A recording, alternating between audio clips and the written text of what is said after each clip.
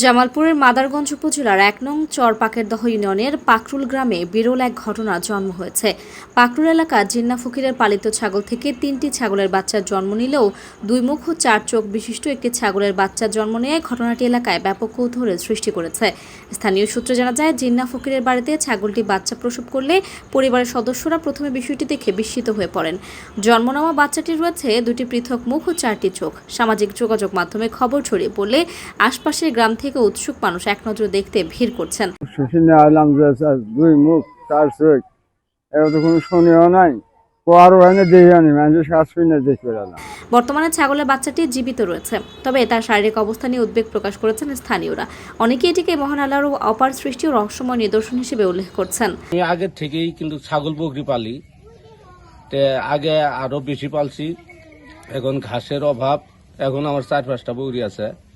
তো গতকাল সন্ধ্যে ৭টার সময় আমার একটা বকরি বিয়ে এলো, আমি এলাম।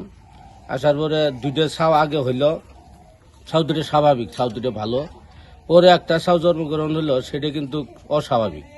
অস্বাভাবিক মানে আসলে একটা মাথা কিন্তু ২টা মুখ, ওই ২টা মুখ ৪টে চোখ, কিন্তু একটা মুখ দিয়ে খা আর একটা দিয়ে একটু বাড়া যায়, কিন্তু সমস্যা দেখা যাইতেছে।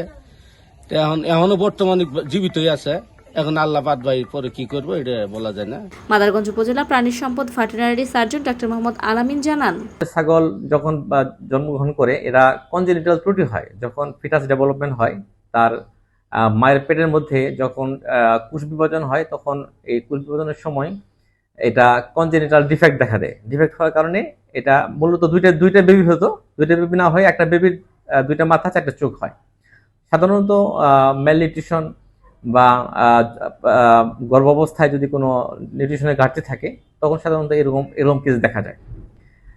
আমরা বলবো যে খামারের দিকে যাতে প্রসবের সময় যাতে তারা নিউট্রিশন মেনে চলে, ভালো খাবার দেয় এবং চিকিৎসা নেয়, তাহলে আর এরকম বাচ্চা জন্ম নেবে না।